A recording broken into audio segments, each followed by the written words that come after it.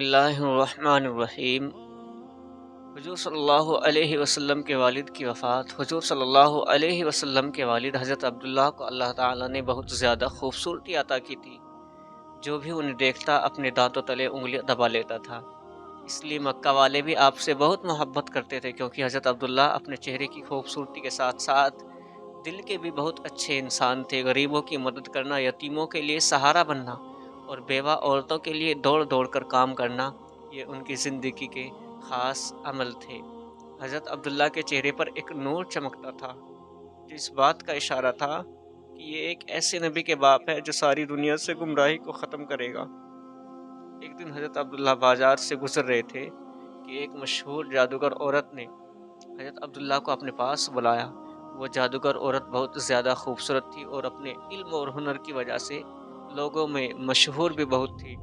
اس نے حضرت عبداللہ سے کہا کہ اے عبداللہ، تمہارے باپ نے زمزم کا کنواں کھودتے ہوئے نظر مانی تھی کہ ایک لڑکے کو ذبح کریں گے، پھر تمہارا نام آ گیا، لیکن تمہاری جگہ 100 اونٹوں کو ذبح کیا گیا۔ آج میں تمہیں 100 اونٹ اس بات کے بدلے میں دوں گی کہ تم میرے ساتھ ایک رات گزار لو۔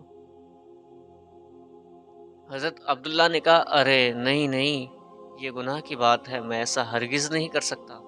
مجھے مرنا گوارا ہے، لیکن یہ گندا کام کرنا میں کبھی گوارا نہیں کر سکتا۔ اور پھر حضرت عبداللہ وہاں سے اپنے گھر کو چلے گئے۔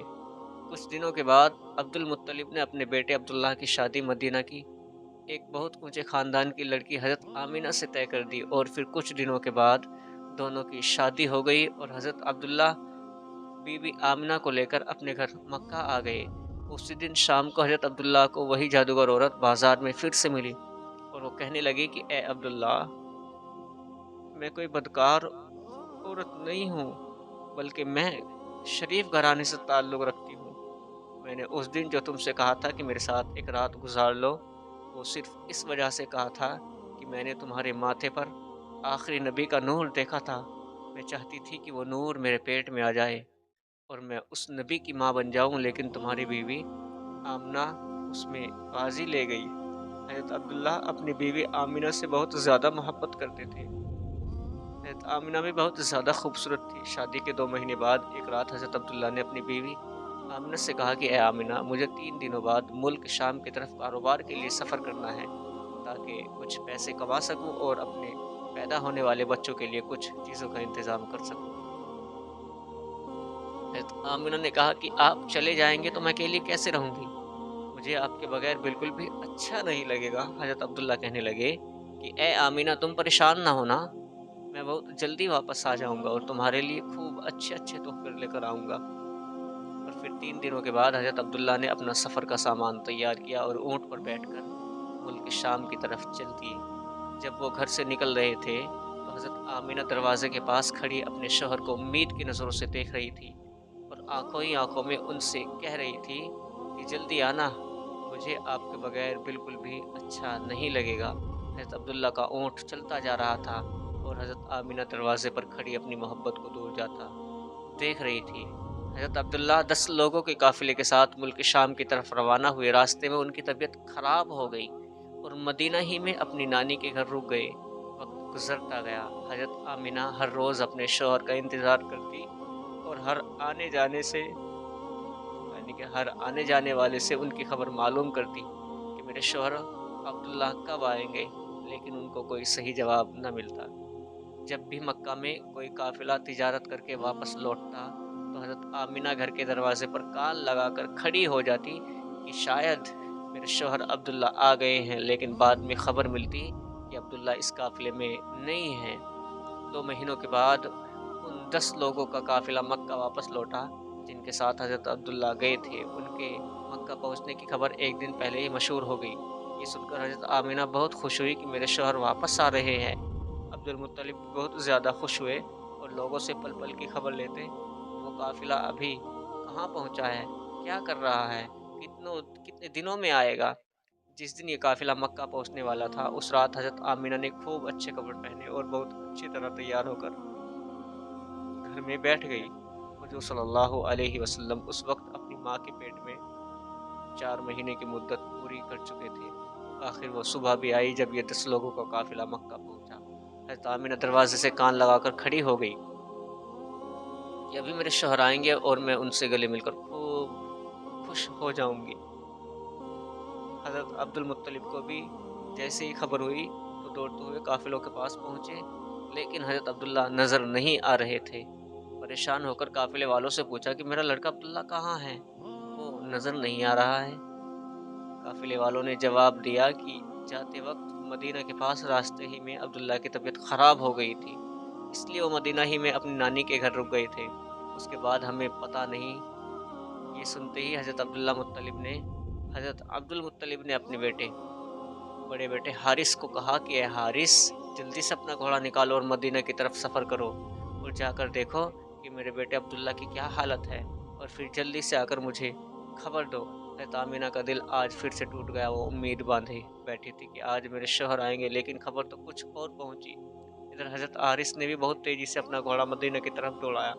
3 دنوں کے سفر کے بعد وہ مدینہ پہنچے اور نانی کے گھر جا کر معلوم کیا کہ عبداللہ کہاں ہے، تو ایک دل کو دہلا دینے والی بڑی خبر ان کے کانوں میں پڑی۔ گھر والوں نے بتایا کہ اے حارث، عبداللہ کی طبیعت بہت زیادہ خراب تھی، انہیں دل کا دورہ پڑا تھا اور ان کی ابھی 1 مہینہ پہلے وفات ہو چکی ہے۔ ہم نے انہیں نابغہ نام کی جگہ پر دفن کر دیا ہے۔ یہ سن کر حضرت حارث کی بھی آنکھوں سے آنسو آ گئے، کیونکہ وہ بھی اپنے چھوٹے بھائی عبداللہ سے بہت محبت کرتے تھے۔ اور پھر یہ واپس مدینہ پہنچے اور اپنے باپ عبد المطلب کو خبر دی تو حضرت عبد المطلب کے ہوش اڑ گئے۔ اچانک ان کی آنکھوں سے آنسو بہنے لگے اور اپنے بیٹے عبداللہ کی وفات کا غم برداشت نہ کر سکے، لیکن فوراً خود کو سنبھالا اور سارے لوگوں کو جمع کر کے کہا کہ اے لوگوں، آمینہ کو اس کی خبر نہ ہونے دینا، کیونکہ اس کے پیٹ میں عبداللہ کا بچہ ہے۔ میں چاہتا ہوں کہ میرے عبداللہ کی نسل آگے چلے، بے اولاد نہ رہے، اس کے گھر بھی ایک لڑکا ہو جو میرے عبداللہ کا وارث بنے۔ حضرت عبد المطلب نے شفا نامی ایک دائی کو بلایا اور کہا اے شفا، تم آمینہ کو بہت سمجھا بجھا کر اور بہت تسلی دے کر یہ خبر سنانا کہ ان کے شوہر کی وفات ہو گئی ہے، لیکن دھیان رکھنا کہ ان کے اوپر زیادہ بڑا صدمہ نہ لگنے پائے، کیونکہ ان کے پیٹ میں بچہ ہے۔ حضرت آمینہ گھر میں بیٹھی انتظار کر رہی تھی کہ حارث اپنے چھوٹے بھائی عبداللہ کو مدینے سے لے کر آ چکے ہوں گے اور میرے شوہر عبداللہ ابھی مجھ سے ملنے گھر آئیں گے۔ اتنی دیر میں حضرت شفا گھر پہنچتی ہے اور حضرت آمینہ کو اپنے پاس بلا کر فرماتی ہے کہ اے آمینہ، تم پریشان نہ ہونا، میں تم کو ایک بات بتانے آئی ہوں۔ تم خود کو سنبھال لینا اور اپنے شوہر کی خاطر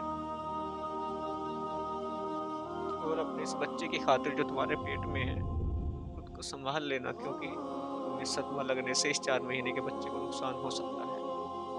پھر حضرت شفا نے حضرت آمینہ کو ساری باتیں بتا دی کہ تمہارے شوہر عبداللہ کے راستے جاتے ہوئے طبیعت خراب ہو گئی تھی اور پھر مدینے ہی میں ان کی وفات ہو گئی اور وہیں ان کو دفن کر دیا گیا۔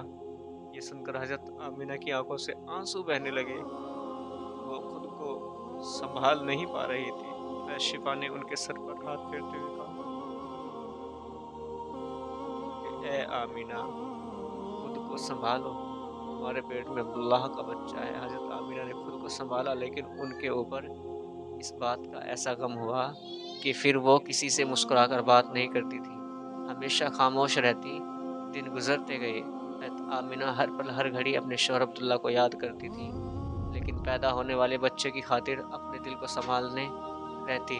عبد المطلب اور ان کے سارے لڑکے دن رات یہی امید لگائے رہتے اور اللہ سے دعائیں کرتے کہ اے اللہ، میرے عبداللہ کے لڑکے کو صحیح سلامت اس دنیا میں بھیج دینا تاکہ عبداللہ کی نسل باقی رہ سکے۔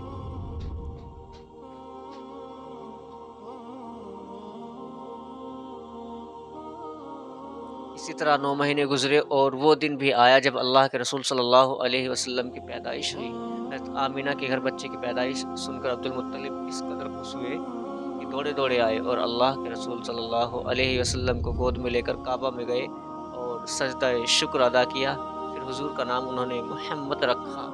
لوگوں نے جب یہ سنا کہ تو کہنے لگے اے عبد المطلب، تم نے کیسا نام رکھ لیا؟ ہم نے تو آج تک ایسا نام نہیں سنا۔ عبد المطلب نے کہا کہ اے لوگوں، تمہیں کیا پتا کہ میرے اس پوتے کی دنیا میں اتنی تعریف کی جائے گی کہ آج تک اتنی تعریف کسی کی نہ کی گئی ہو۔